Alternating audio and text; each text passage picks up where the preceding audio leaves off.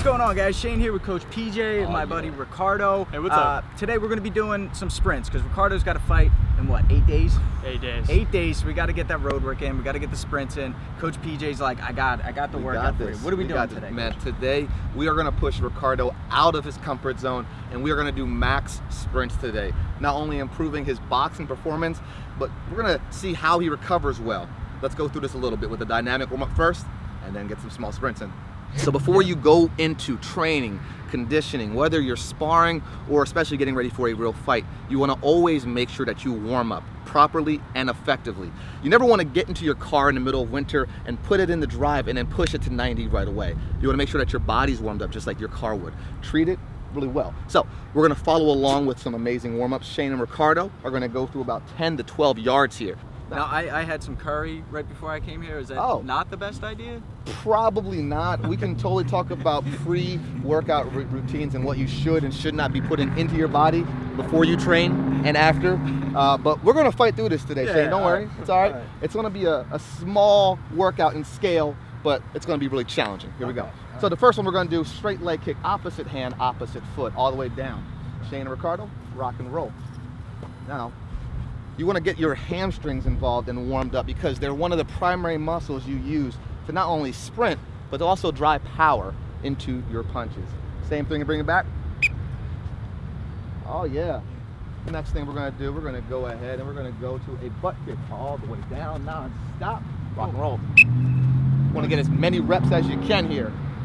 So speaking of that, let's rock and roll with the karaoke. We're going to cross our feet back and forth, turn the hips. Nice and light on the balls of the feet. Warming up your hips, warming up your ankles. Bring it back the same exact way.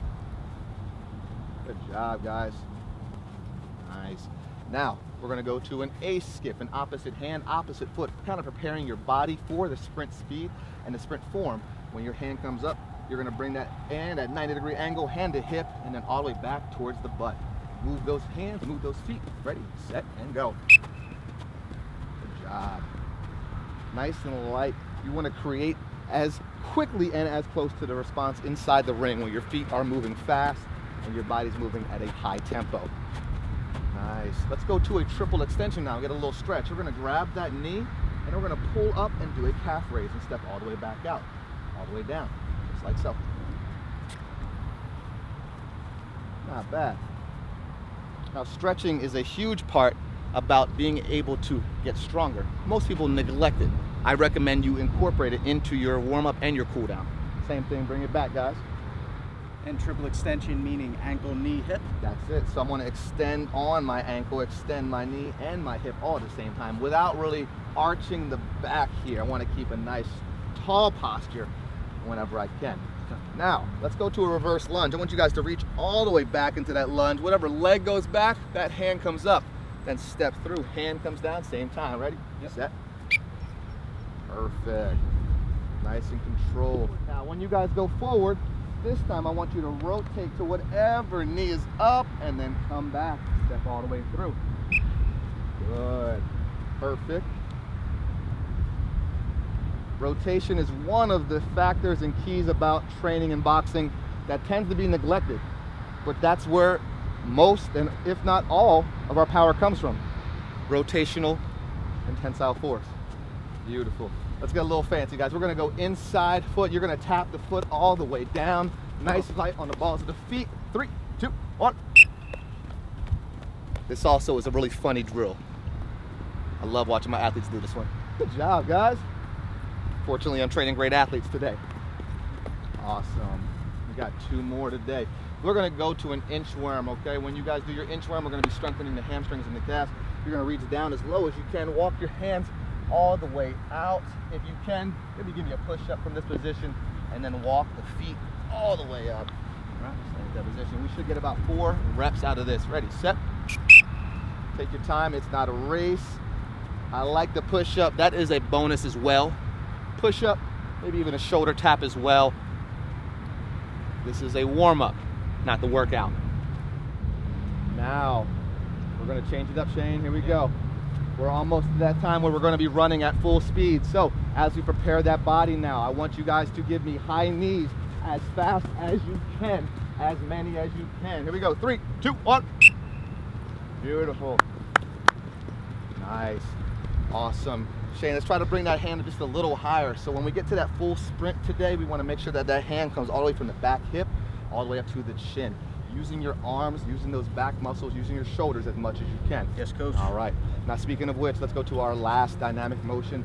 We are going to go to a skip with the knee out. I want my knee to come up, and then I want my knee to come out. It's not as easy as it sounds. I'm going to be bouncing the balls with my feet, just like I was jumping rope, and I'm going to bring my right leg up, then out. Left leg up, out. 1, 2, 1, 2, 1, 2, 1, 2. We will do this all the way down, all the way back. Last one, best one. Let's rock in 3, 2. Good. Not bad. That knee comes up. All right, way to get it. One more time. Last one. Bring it all the way back, and we are done our dynamic warm-up. It's a teep fake to a check. That's teep it. Fake, check. Always thinking in fight terms, champ. That's it, baby. Now, that dynamic warm-up should take anywhere between 6 to 12 minutes. You should feel your body warmed up. You should feel your heart rate elevated, and you should feel like you're ready to rock. Ricardo is going to have an amateur fight. Now, typical amateur fights are going to be 2 minutes in length with a 1 minute rest. So to sort of simulate what an entire round is like, we are going to do a total of 2 minutes of sprints, broken down into 4 30-second max sprints by both Shane and Ricardo. They're going to go all out, and then they're going to rest hard by a full reset. We're going to recover for a full 2 minutes. Now, that's a lot. And your body's gonna maybe actually want to run and actually get back to the track. But what we're gonna do is we're gonna allow our heart rate to come back down and your muscles to recover, getting as much oxygen into your blood so that your muscles can recover, and that the second sprint will be just as effective and powerful as the first, just like the third and just like the fourth. So let's start our body off with a couple light sprints, preparing and getting that upward curve to that 100% goal.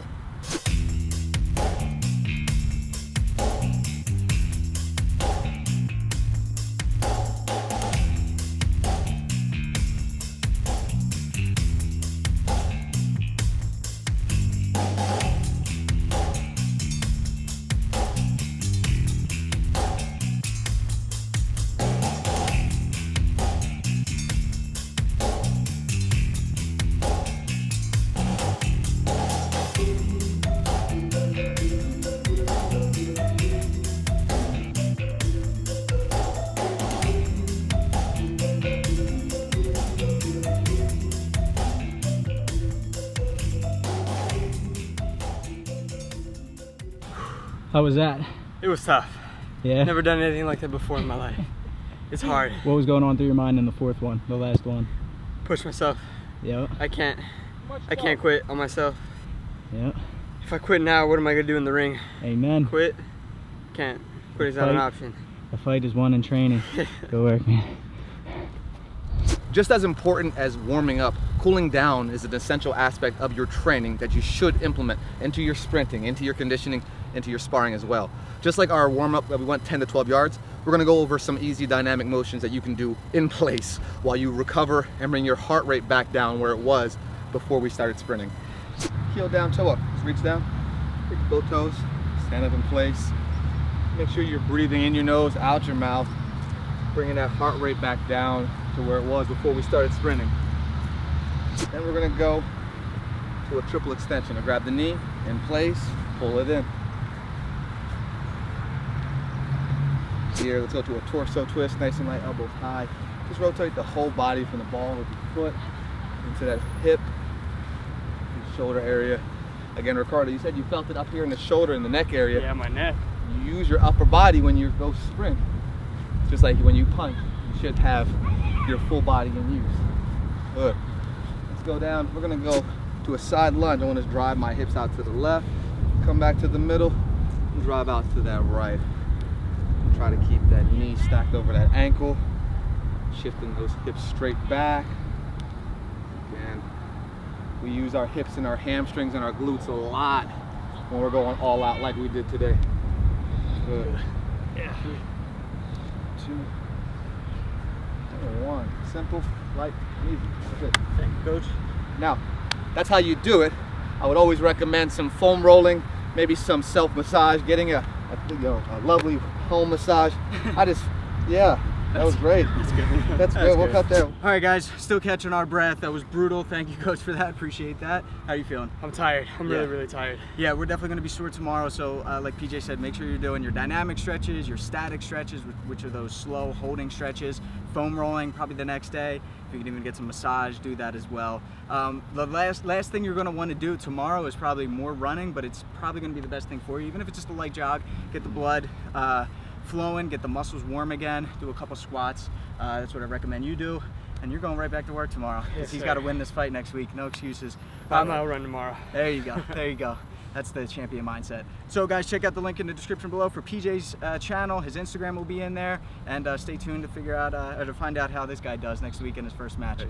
Until then, be sure to subscribe to get the fight tips before your opponent does. I'm Shane. It's Coach PJ. Ricardo. Fight tips for the underdogs.